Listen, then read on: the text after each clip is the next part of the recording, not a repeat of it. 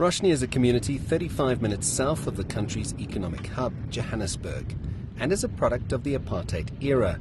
Started in the 1960s, the largely Indian community has survived the oppression of the South African government and recently all but overcome the scourge of crime and drugs.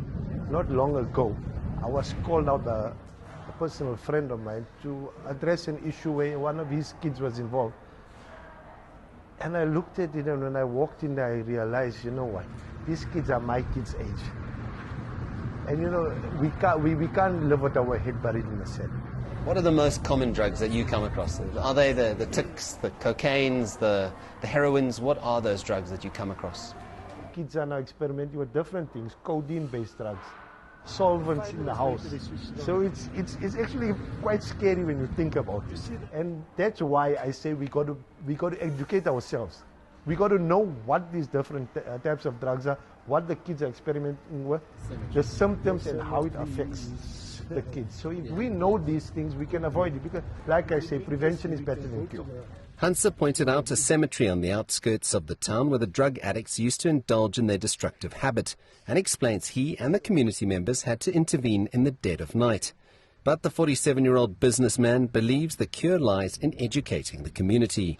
You know, fortunately, I'm living in a fantastic community where people take the initiative. You know, we've got a fantastic group of leaders in our community that have looked at different initiatives to curb this. But however, having said that, you know, drugs is something what people do in their own homes. That's why I say we got to educate families. Because what kids do in the home, the community can't. You can only do so much on the outside. And it starts from inside the home. Roshnee's community of roughly 8,000 people has planted vegetable patches that are free to the lesser fortunate and have drilled boreholes so that water is freely available. But according to the founder of Together We Can initiative, a lot more has to be done to prevent more children from using drugs. Like I say, we can't fight the dealers.